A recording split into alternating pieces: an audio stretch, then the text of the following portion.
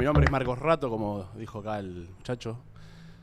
Soy cervecero, me considero desde el año 2008 más o menos, y que me he profesionalizado un poco desde el año 2016. No me considero experto, ni cerca. Y lo que vengo acá a transmitirles es puramente mi experiencia y mis pocos conocimientos, porque la verdad que este es un mundo gigante que creo que nunca vamos a terminar de aprender, ¿no?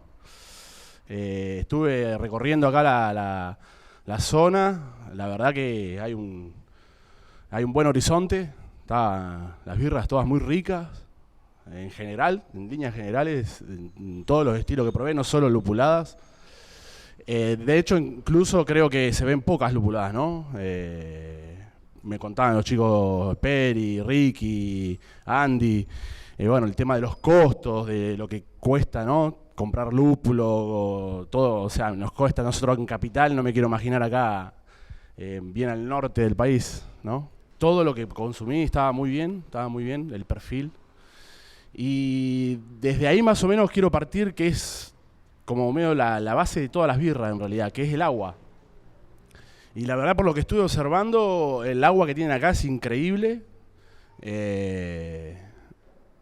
para hacer birra, para hacer todas las birras, porque es un agua súper blanda, con muy pocos sólidos. Ricky me decía, bueno, podemos hablar sobre técnicas de dry hopeo, sobre gris de maltas, qué sé yo, pero como para levantar el nivel, me decía Ricky, de las birras lupuladas en la provincia o en la zona.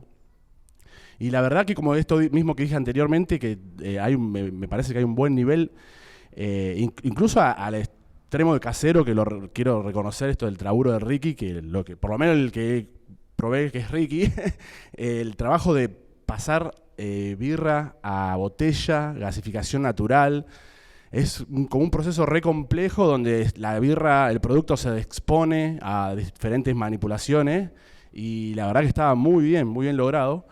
Entonces yo por ahí lo que puedo llegar porque me decía, vamos a hablar de la receta, qué sé yo, y yo, si ustedes pueden ver la receta, se la ven, son todas más o menos parecidas.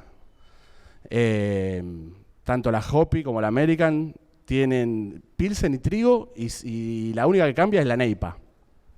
Entonces yo acá vi, por ejemplo, que se usan caramelos para hacer IPA. Y bueno, yo siempre todo lo que les voy a comentar es algo bien personal, de experiencia mía personal, ¿no es cierto? Después, obviamente, también estamos sumergidos en emprender y querer vender nuestro producto, y tenemos nuestros consumidores que a veces requieren ciertos productos. Entonces, eso también es válido, ¿no es cierto? Pero bueno, teniendo en cuenta esto de cómo poder decir, bueno, orientemos bien la birra hacia el estilo. Bueno, una birra lupulada, a mi entender, y entender por ahí alguna guía de estilos, por lo general no se usan caramelos, e incluso con eso ya podemos ahí bajar costos, ¿no es cierto? Porque todos sabemos bien lo caro que son las maltas especiales, que son los caramelos y todo eso. Entonces, pero sobre todo porque el tema, cuando uno usa caramelos en las birras lupuladas, ahí empieza a haber un conflicto de intereses en la sinergia, hablando en criollo, en la unión entre el lúpulo y la malta. Entonces, nosotros lo que queremos es que sobresalga el lúpulo, ¿no es cierto? Entonces, si nosotros usamos lúpulo y caramelos, ahí hay un problema, hay un choque de emociones. Bueno, eso por un lado. Después me parece que Ricky me decía que hablemos sobre también tema agua, como cómo manejar los diferentes perfiles químicos y qué sé yo. Y la verdad que, como le decía, hablamos con Peri, el agua está increíble acá. Simplemente se puede llegar a usar un poco de sal de un cloruro de sulfato de calcio, cloruro de calcio, para aportar las partes por millón que requiere la levadura para trabajar en buenas condiciones, y después no mucho más. Empezaría por ahí, ¿no es cierto? Empezaría por ahí, por usar el agua, por supuesto declorada, ¿no? Declorada con un filtro de carbono sencillo. y no mucho más. Tratar de usar un poco de ácido por ahí para bajar bien el pH en el macerado y no sumarle... Bien que venimos de la escuela vieja, que hay un montón de cosas que, no sé, que se le pueden echar al agua para mejorar cierto perfil, o bueno, funciona también, seguro, pero digo, para no complicarnos nosotros la vida, que nosotros estamos arrancando en este mundo y qué sé yo, por ahí es más sencillo arrancar de cómo está. Y de ahí ir modificando ciertas pequeñas cosas y de a poco, ¿no es cierto? Siempre digo que menos es más. Bueno, Ricky me decía que hablemos de lúpulos, de cuáles son buenos, cuáles... Yo para mí siempre lo mejor, he usado todas las marcas. Tuve la suerte de trabajar 4 años que hacen 30.000 litros de birra lupulada, así que dry hopeaba 3.000, 4.000 litros todos los días, entonces pude probar todas las marcas, todas las variedades, y la verdad que Yakima no hay con qué darle. Siempre que cuando sea cosecha, la última cosecha, ¿no? Yakima viejos pueden estar bien, pero ya empiezan a perder su condición, ¿no? Pero bueno, he probado Barjás, son buenos también, ¿no? Obviamente, todos son buenos, pero Yakima es como tiene un punch extra. Por eso también son las figuritas difíciles de conseguir, por eso también hoy por hoy todo el mundo quiere hacerte un acuerdo, no, me tenés que comprar sí o sí tanta cantidad. Y bueno, y es como re complicado, ¿no? Porque sí, a todos nos encantaría poder comprar 100 kilos de lúpulo por mes, pero bueno, hay que vender la birra después. A veces también usamos lúpulos extremadamente caros porque, bueno, obviamente son buenos, pero bueno, a la vez se convierte en algo inviable a la hora de hablarlo de la parte económica. Entonces hay ciertos lúpulos que también los he probado un montón de veces, que para mí son los mejores, los que mejores rinden, los que más económicos son.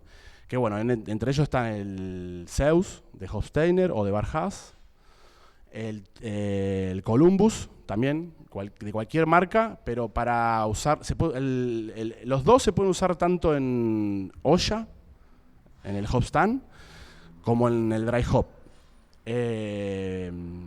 Ahora, el que mejor anda para dry hop siempre es el de Yakima. Se necesita mucho más soporte de malta cuando el lupulado es muy fuerte, ¿no es cierto? Para una Hoppy Golden, yo creo que con el agua que está acá con ustedes, solo con Pilsen y trigo, usando 3 gramos litro en un dry hop, no necesita más nada. Ahora, en una American IPA, para nosotros, una American IPA arranca de los 12 gramos para arriba, entonces ahí sí por ahí necesitas un poco más de sales, puede ser, el doble, sí, no, creo que está bien. O por ahí, si no, también agregar otra malta, ¿no es cierto? Esto es lo que hablábamos, Ricky, me decía como que son 5 gramos litro. Entonces, cuando el lupulado es menor a 5 gramos, no necesitas mucho soporte de malta, digamos, porque va a estar equilibrado, ¿se entiende? ¿Se entiende? O de malta o de la química del agua, ¿no es cierto? Nosotros, por ejemplo, que fue la fábrica más grande que estuve,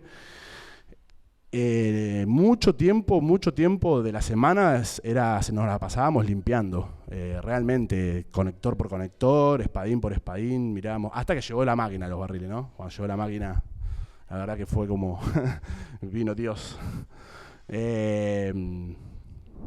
Siempre recomiendo llenar bien el tanque. Llenar bien me refiero a cuando preparás tu cocción, calcular las mermas, lo que sea, para que el tanque quede lo más lleno posible. Incluso hasta si tiene que rebalsar un poco.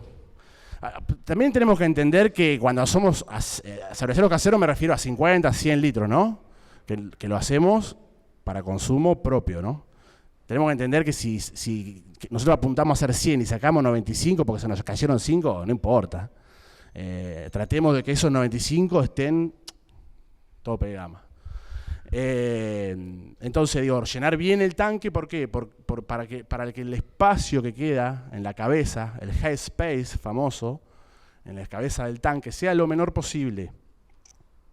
En la etapa de fermentación no va a pasar nada porque la levadura está activa, cualquier oxígeno que pueda ingresar al tanque se lo va a comer la leva. El problema va a ser cuando hagamos el dry hop y en realidad cuando pasemos la birra a frío. Ese es el gran problema a veces en los tanques de plástico. Se contrae con el frío y el espacio que queda vacío de alguna manera se tiende a querer llenar, queda con presión negativa, entonces el oxígeno tiende a querer entrar. Cuando termina la fermentación, yo lo que les recomiendo es bajar la cerveza a 15 grados, una vez que repitió la densidad final.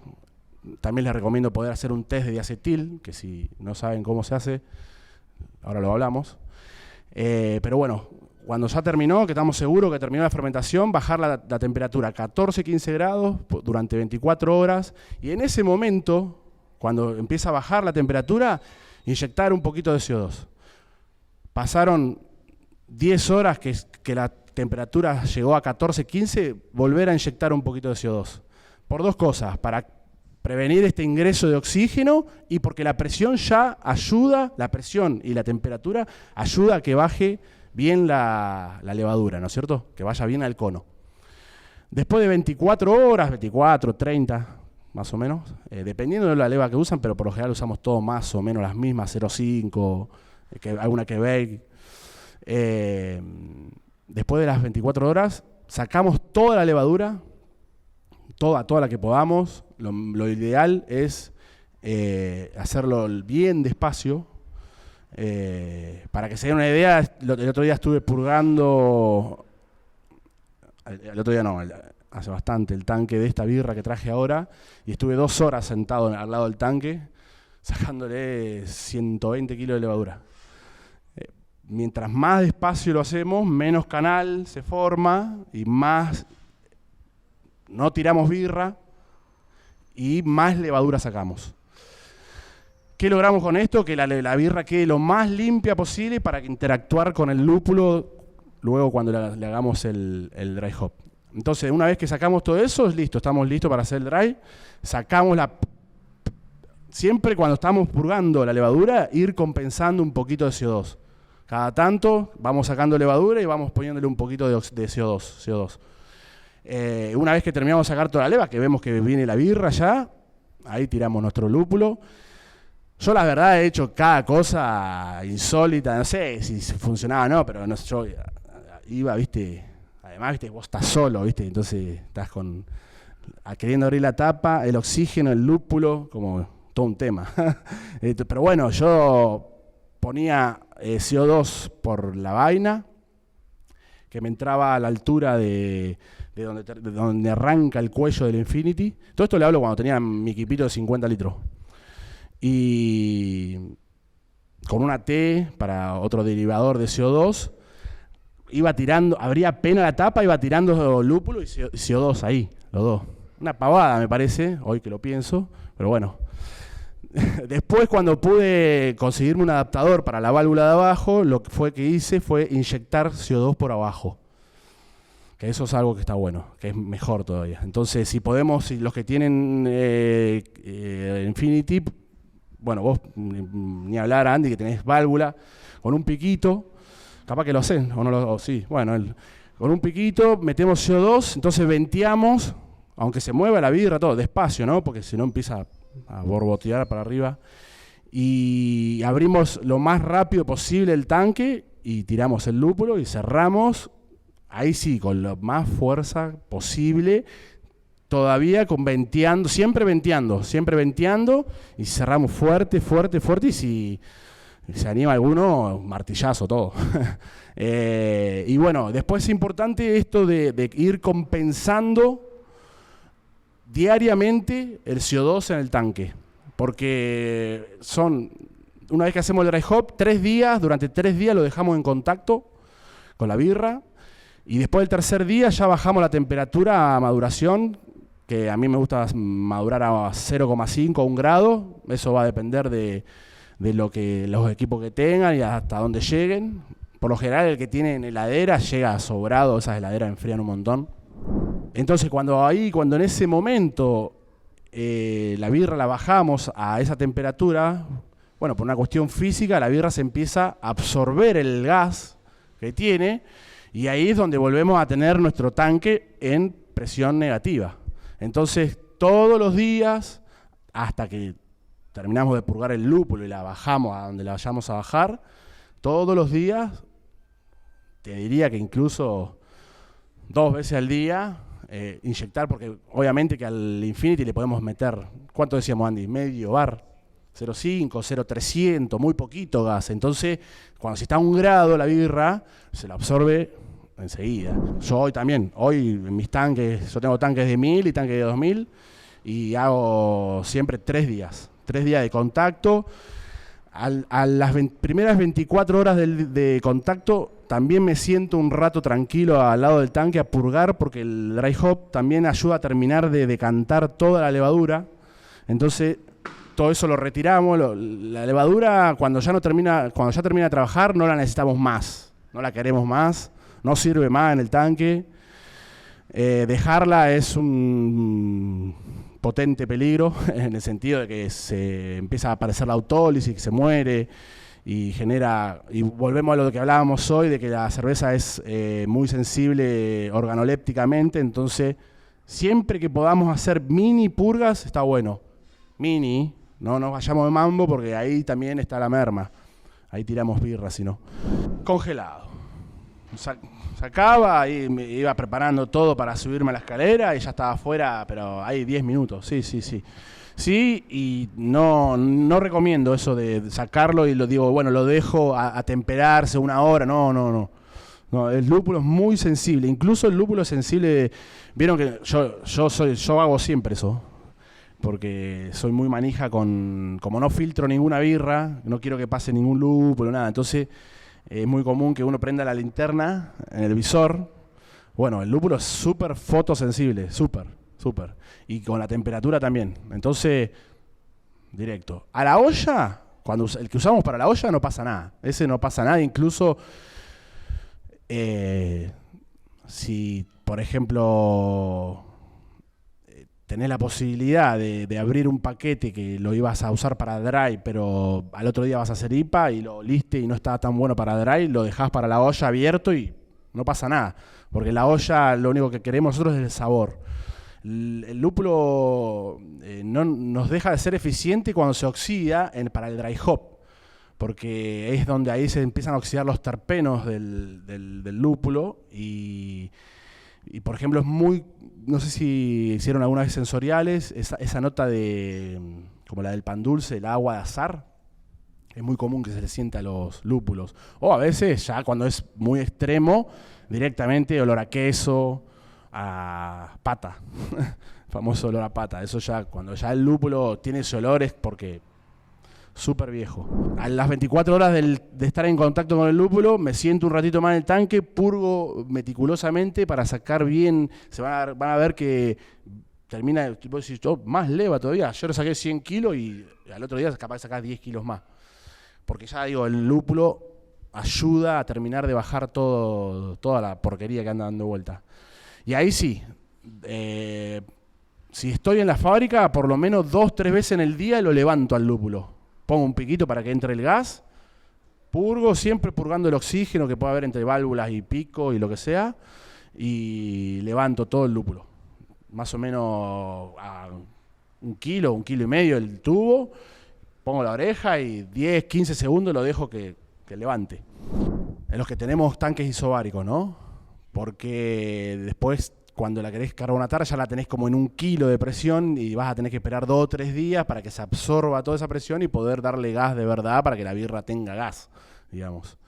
Ahora, con los que tienen rotomolding, los Infinity, digo, los que tienen chiquitos, no les recomiendo casi hacer nada, porque es tan chico, está bien el contacto que va a tener. Ahí mandale un poquito más de lúpulo si querés más aroma y va como piña. 100 gramitos más es un montonazo. También es muy importante con qué medimos.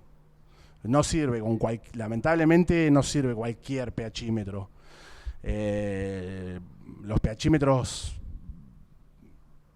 no buenos, digamos, miden cualquier cosa, es la realidad. Por ahí cuando lo compras te puede tirar 2, 3 mediciones buenas y después por lo general siempre están bastante errados. Y yo de hecho cuando me ha pasado, tengo unos amigos que los ayudo, son de Dolores, de la provincia de Buenos Aires, que voy cada tanto a la fábrica, ellos tienen uno, ese amarillo, que es chino. Y mido y yo más o menos ya sé usando ósmosis, cuando uso ósmosis, no importa en el lugar que esté, mezclo la cantidad de malta y ácido, sé más o menos el pH en el que está, qué sé yo, y cuando lo voy a medir te da 0,4 puntos más, que es un montonazo. Y eso es una cosa importante que entender en el pH. Un 0,1 a veces uno dice nada, no es nada, y es un montón. Es un montón en el pH. 5,2 o 5,3 que cambie ese 0,1 es un montonazo. No es un poquito, es un montón. Entonces es importante tener un buen pHímetro. Obviamente hay unos que son re pro, no, eso no, pero uno intermedio, ¿no? Sí, en lo posible las marcas Milwaukee ahora sacaron unos de tipo lápiz así, están muy buenos y no. Igual el mejor pHímetro que hoy tenemos en Argentina vale 40 lucas, tampoco es que es inalcanzable, ¿no? Pero el otro es bastante más barato, me parece, y ese tiene una buena medición. Después otra manera de por ahí ver que venimos bien en el pH, en el hervor, es ver la coagulación de proteínas. No sé si vieron que cuando empezamos a hervir se empiezan a hacer coagulitos, pequeñas cositas que empiezan a flotar. Bueno, eso es un buen indicio también de que hay un buen pH. Pero bueno, vuelvo a lo mismo. Siempre es muy importante hacer mediciones. Una vez que mandamos a fermentar, ni hablar, porque también es gran parte del negocio. Muchas veces, creo que nos habrá pasado a todos cuando empezamos en esto, que la fermentación son 7 días, ¿no? ¿O no? ¿Cuántos? No, 7 días. ¿Por qué? Probablemente, o muchas veces, fueron 4, 5, y uno ni idea porque no toma mediciones, por las mediciones básicamente. Lo que te indica que la fermentación ya terminó es que repite la densidad, no solamente que no burbujea más nuestro. De hecho, vieron que nosotros cuando arrancaste a cocinar, el homebrewer burbujea un día. Y vos decís, qué aburrido. Yo esperé, yo me acuerdo la primera vez que usé 0,4 en casa, un frío, y arrancó y hizo y fueron, no sé, ni 30 horas, ¿viste? Yo, ¿qué pasó? Se murió, se contaminó, ¿viste? Pensé lo peor yo. No, y era que eso había sido todo. Después vino el frío, estaba medio fresco, la 0,4 es una leva inglesa que muy floculante y se fue al fondo, ¿viste? Pero bueno, por eso es muy importante medir, llevar la medición. Incluso cuando reutilizamos levadura, no sé si reutilizan, ¿son de reutilizar?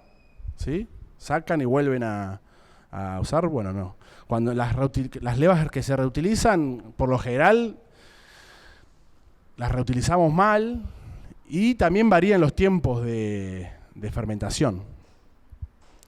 Ya que hablamos un poquito ahí de la leva. La mejor parte de la leva que tenemos que usar es la del medio siempre, ¿no? Más o menos aproximadamente con la cantidad de veces que he pesado leva seca o leva líquida, 1 kilo de leva seca en 1000 litros de birra de una densidad 1058, 1056, 1058, genera 60 kilos de biomasa. Más o menos, ¿no? Kilos más, kilos menos. Y entonces lo que nosotros tenemos que hacer, nosotros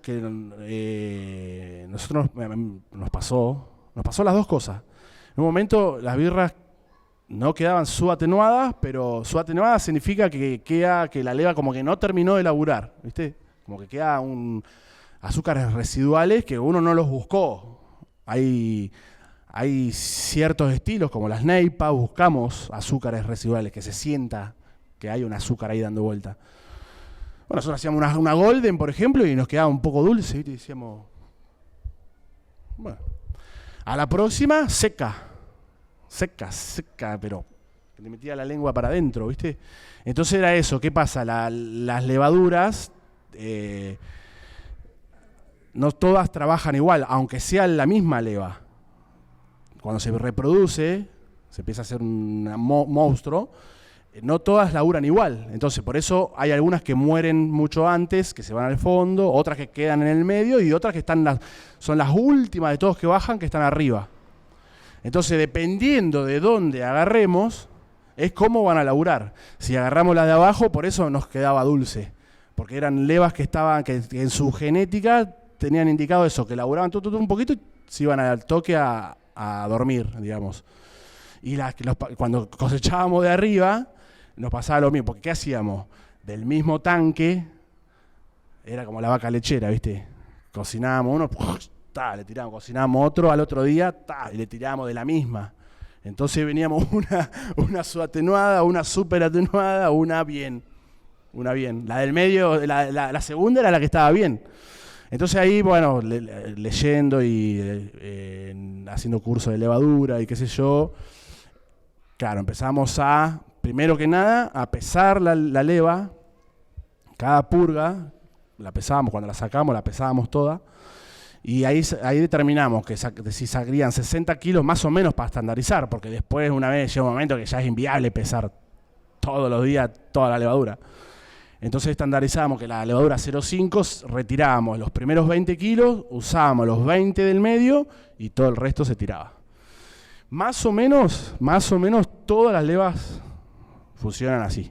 A meter el agua en el macerador, lo primero que tiro es el ácido y después tiro la bolsa de malta que tiene las sales. Porque el pH lo regulamos con el ácido, con las sales y con la malta.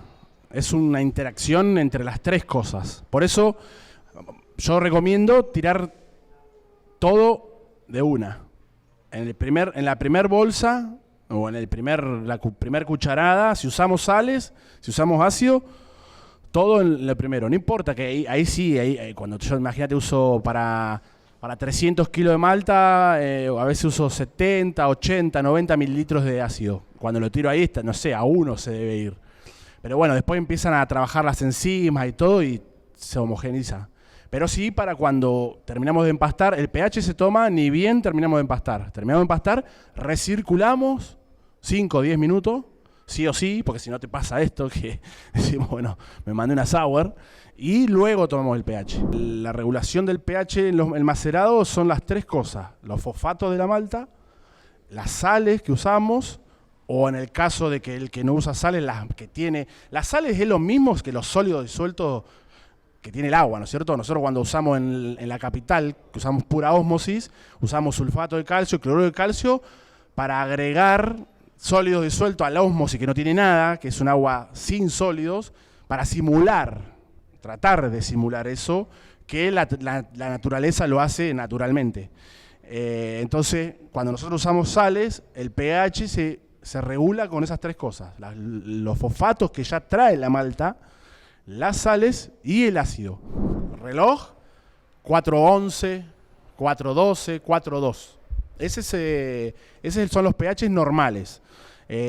Suele suceder, es muy común igual que den un poquito más, sobre todo los que nosotros usamos birra lupulada. Yo, la verdad que cuando en frío uso tanto lúpulo que pasa una banda de lúpulo, una banda. Yo al tercer día, purgo, está todo en actividad y purgo y sale, perdón la expresión, pero caca verde, así, literal, de la cantidad de lúpulo que me chupa la bomba, porque no queda otra. Entonces todo eso es alcalinidad que va generando en el medio, ¿no es cierto? Entonces, y genera alcalinidad que a la levadura no le gusta, entonces se muere. Al morirse la levadura, levanta el pH. La mortandad de la levadura, una de las tantas cosas que pueden suceder, pasa eso. A mí lo que me gusta siempre en el Hopstand, birra, ahora no hablamos de Hoppy Golden. Hoppy Golden, quedó claro, ¿no? Es una Golden, hecha y derecha, con un mínimo dry hop en el tanque. Chau. Una cosita que quedó en el tintero de los dry hop para los cerveceros caseros, que hacemos 50 litros, 100. También una buena opción puede ser tirar el lúpulo, el dry hop, en los últimos 2, 3 puntos o 5 puntos de fermentación. Para si en el momento que metemos el lúpulo, incorporamos oxígeno, por ahí alguna leva ahí, nos ayuda y se lo come. Así todo, igual recomiendo, aunque esté en fermentación activa, meterle CO2. No importa si por abajo, no pasa nada, no le hace nada a la leva, no le tengan miedo. Sí probé para, por ejemplo, la American IPA, hacer hop stand de diferentes maneras. Por ejemplo, usé mucho tiempo, terminaba de hervir, 75 minutos, apagaba el fuego y un pequeño whirlpool que se mueva un poquito el mosto nomás, tiraba el lúpulo a 100 grados durante 15-20 minutos, buen whirlpool y a enfriar. Ahí te queda realmente una American IPA con presencia de amargor, un amargor prolijo, ¿no es cierto? Un amargor agradable todo, pero con una buena presencia. Esta otra técnica, que es la que más uso hoy actualmente, es terminamos de hervir, bajamos el mosto. Yo lo he bajado hasta 60 grados, porque en realidad sin querer, porque hay que tener cuidado. Cuesta romper con al principio cuando empezamos a enfriar, cuesta que empiece a bajar la temperatura, pero una vez que llega a 80, después se va en picada libre para abajo. Porque un gran volumen se empieza a enfriar y entonces la inercia empieza a jugar a favor nuestro. Entonces esa vez me llevó a 60. Está bueno también porque a diferentes temperaturas se extraen diferentes sabores. Eso es algo muy loco que nos sucede en este mundo. Tanto a diferentes temperaturas en el hop stand salen diferentes cosas, como a diferentes densidades del producto final. Cuando hacemos el dry hop, el lúpulo interactúa de diferente manera. No sabe de sabor igual un Simcoe en una IPA de densidad 1050, 1055, que una IPA, una densidad 1070. ¿Qué quiere decir esto? Que a mayor alcohol, el lúpulo se va para otro lado. O sea, si el lúpulo era resinoso, te digo, no voy a decir, no, esto no lo tomen literal, porque no recuerdo exactamente los perfiles de cada lúpulo, cómo se interactúan a diferentes graduaciones alcohólicas, pero si a una graduación alcohólica de entre 5 y 6 grados se iba para el cítrico, probablemente a 7 grados y medio se vaya para la fruta más madura. Es increíble cómo cambia la interacción. Pasar que la leva tarda en arrancar, pero lo que hace la leva, lo que te da, y por eso volvemos, miren qué importante es las mediciones. A veces no burbujea y vos decís, esto no va. Pero vos vas, sacás una muestra, ves CO2 en la muestra. Hay mucha información que a veces no está en los libros, ¿viste? Te lo da la experiencia. Entonces sacás una muestra, ves que hay CO2, hay burbuja, hay espuma. Tomás el pH y ves que el pH está en 4,7, 4,6. Entonces, quiere decir que la leva arrancó. Eso te ayuda también a que si, por ejemplo, arrancó, pero no tiene la suficiente fuerza porque está media mala, o no sé, que lo que genera que baje el pH es otra barrera microbiana. Menor pH, mayor protección, digamos, a todo el caldo del cultivo, porque obviamente es un caldo de cultivo eso, ¿no? Siempre un montón de colegas o amigos que yo preguntaba, che, ¿cómo así con la...? Y yo la verdad que no, ya digo, la única leva que vi así, laburar con un gris de malta como una Hoppy Golden, que tiene pilsen y trigo, es la Quebec. Después todas las otras, es como lo que me he podido observar, como que es un conjunto de cosas. Es el macerado, las maltas que usamos en el macerado, la leva que usamos y los lúpulos.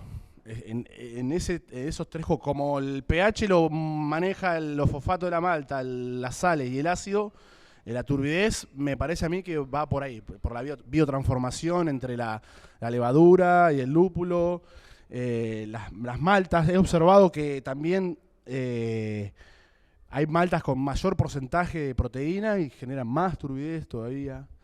Y bueno, yo básicamente lo que hago, no crean tampoco que es un macerador cargadísimo de proteínas. Debo estar usando un 15% de trigo, 10% de avena, 12%, un poquito, no mucho más, y después Pilsen.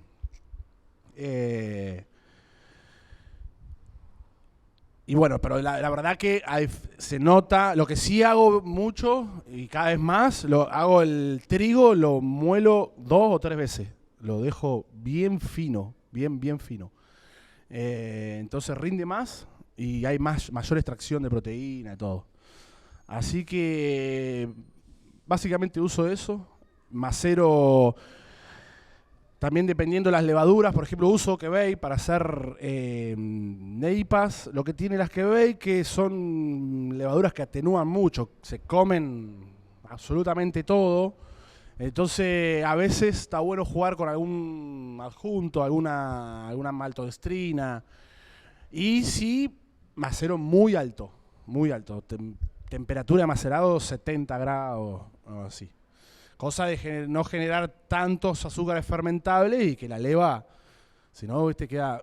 Lo que tiene también las Kebei, casi todas, que comen mucho, pero a la vez generan un subproducto que se llama glicerol, que eso genera toda una sensación de sedosidad en boca, de esa cosa que te llena la birra, es eso. Es ese subproducto que generan las Kebei, que es producto de las temperaturas que fermenta muy alto y lo empieza a generar mucho cuando empezamos a bajar la temperatura, pues se prepara para el frío. Siempre densímetro. Sí, y el densímetro francés que anda por todos lados mide bárbaro, porque nosotros tuve la suerte de poder usar un Anton Park no sé si conocen, para medir densidad, que es una empresa europea tope de gama en equipos de medición. Para que se dé una idea, el aparatito ese para medir densidad debe valer $3.000. Un delirio, ¿no? Pero bueno, es exacta la densidad. Y la diferencia con el densímetro francés era 1 punto, 0,5, nada. O sea, anda bien el densímetro francés. No vale la pena gastar $3.000. Hoy hablaba que es importante agarrar la mano del lúpulo, de la purga, de cuando, no sé, usamos determinada cantidad, cuánta purga tengo que hacer. Yo tengo buscaclaros. ¿Conocen buscaclaro de los tanques? Para el que no conoce, es un caño que directamente que va adentro del tanque y vos lo podés mover buscando el claro, justamente, por eso se llama buscaclaro. Y yo saco prácticamente toda la birra con el buscaclaro derecho, la muevo al final nomás y todo limpio, sin nada. Tengo un strainer, todo un filtro, pero ahora tengo unos tanques nuevos que por supuesto no los conozco y los estoy usando. Y rompí un filtro directamente con la presión del lúpulo, no sé si me hizo mierda. Pero porque todavía no conozco bien el tanque, tiene otro cono. Ahí empecé después a entender cuán importante es el diseño de los equipos, porque nos permiten optimizar la producción, no tirar birra. Por eso es muy importante el diseño de los equipos. Creo que lo más importante, porque lo que he ido observando en este pequeño recorrido de mi vida en este mundo, el mayor problema siempre los cerveceros lo han tenido en el agua, y ustedes tienen una gran ventaja. Porque incluso recuerdo al comenzar este recorrido, mucha gente antiguamente ni se le cruzaba por la cabeza en comprarse un ósmosis y usar un ósmosis. Siempre es mucho más fácil partir a hacer birra de un ósmosis. Incluso sin echarle nada, con la misma malta. Nosotros, si no usamos ácido ni sales, la misma malta también regula el pH, por su color, por eso mismo Cuando hacemos birras negras, posiblemente casi que no usemos ácido, no usemos nada. El fosfórico tiene una condición que precipita muy rápido, muy rápido. Entonces, por eso yo les digo, no le tengan miedo al ácido, porque no sé muy bien cómo explicarlo, pero no es como proporcional lo que nosotros usamos a lo que va a homogeneizarse en todo el transcurso de por dónde va a pasar. Inclusive recomiendan, cuando usamos fosfórico en inoxidable, tratar de mover esa agua donde la usamos, ya sea en la olla de agua caliente o en el macerado, porque como precipita tan rápido hace pedazo el inoxidable, se lo come. Es muy corrosivo, a pesar de que increíblemente es alimenticio, es para el cuerpo humano no le hace nada, al acero se lo come, a la piedra, todo. Hoy cuando hablábamos del pH del agua de lavado, yo siempre doy manija con eso, que no le tengan miedo, porque es muy importante que el pH que el agua de lavado esté bien ácida. Primero porque aumenta el rendimiento, porque el agua ácida lava mejor el grano, lava mejor, por un montón de cuestiones del pH en sí. Hace más soluble el medio, un agua bien ácida solubiliza más todo, entonces ayuda al filtrado, barre mejor los azúcares. Y después, porque al menor pH extrae menos taninos, menos porquería de la cáscara del grano. Entonces, por eso yo te decía, Peri, que uses más ácido en la Mexican. En las lager, sobre todo, que son birras muy sensibles. No estaba mal, pero tenía dejos de tanino, así, pero muy sutil, que se soluciona con puro ácido. Sí, no tomo birra lupulada casi. O sea, no es que no tomo, la tomo todo el tiempo para probar. Yo, aparte, es otra cosa que les recomiendo. Yo pruebo la birra desde que estoy macerando, ya desayuno mosto para desayunar, sobre todo cuando hacía porter, clavado un cafecito, literal, a la hora de macerado estaba recirculando, cuando estaba bien clarificado, una tacita de mosto, y después durante todos los días la pruebo. Cuando está horrible, cuando empieza a fermentar, eso todos los días, con leva, todo. Pruebo, purgo y toco la leva, el abuelo, todos los días. Así que no, estoy podrido de la birra lupulada. Estoy podrido y además a veces hay días que me parecen que son todos iguales, ¿viste? Así que tomo mucha birra lager, tomo, sí, mucha. Me encanta. Creo que el futuro es lager. Es la birra más tomada del mundo y la de más alta tomabilidad, sin duda. Yo no filtro porque mi escuela es sin filtrar, aprendí a laburar sin filtrar, me da miedo filtrar, así que ni en pedo voy a filtrar. Sí, por la oxidación. La birra lupulada es muy importante el oxígeno, muy. Eso va a hacer que por ejemplo en el invierno que baja la venta, yo pueda tener, no sé si, por suerte siempre rota la birra, pero si se me quedó una birra un mes, esté intacta la birra. Por eso cuando entendí todo eso, cuando tenía mi equipo de homebrewer en casa, no hacía birra lupulada después, porque la verdad que es re difícil no incorporar oxígeno. El oxígeno está en todos lados. O sea, yo aprendí en una escuela que la manguerita que voy a inyectarle CO2, primero la abro para que todo ese recorrido de la manguera se vaya todo el oxígeno. Los barriles, tiramos mucho CO2. Nosotros, si de casualidad tenemos que trasvasar una birra, por el motivo que sea, no importa si sea lupulado o no, venteamos el tanque donde va. Primero lo llenamos de agua, con agua a 82 grados, para sanitizar eso, y luego lo vaciamos empujándolo con CO2, y después de que lo vaciamos todo, que al haberse llenado con agua, sacamos todo el oxígeno, después lo dejamos 15, 20 minutos mínimo venteando CO2, tirando CO2 dentro del tanque. Y así todo, noto la diferencia que hay cuando hacemos unitank, todo en el mismo tanque.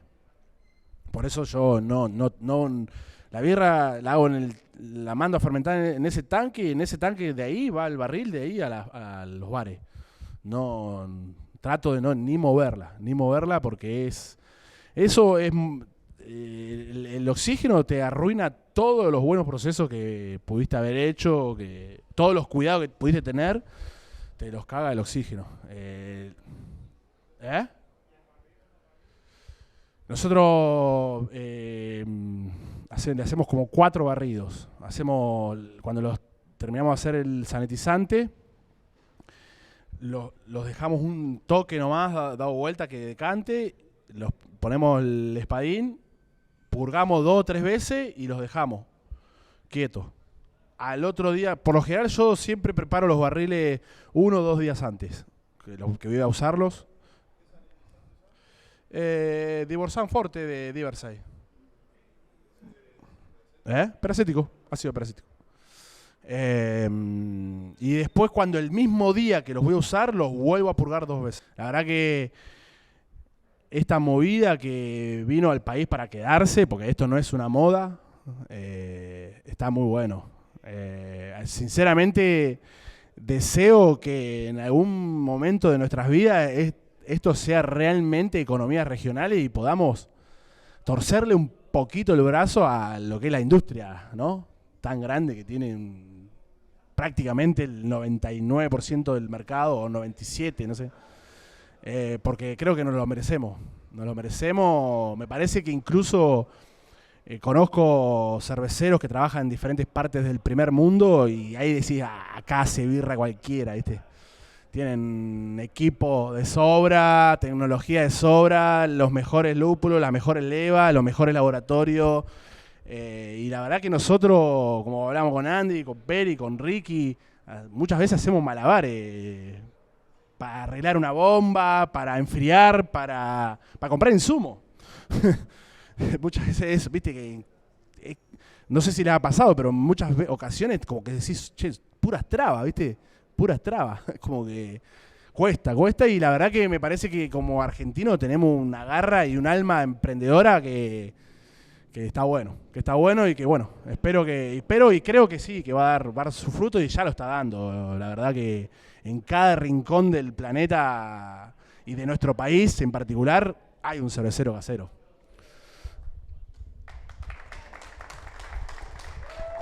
Bueno, gente, muchísimas gracias por dejarme expresar lo poco que sé y realmente de corazón y humildemente todo lo que le he podido transmitir. Gracias.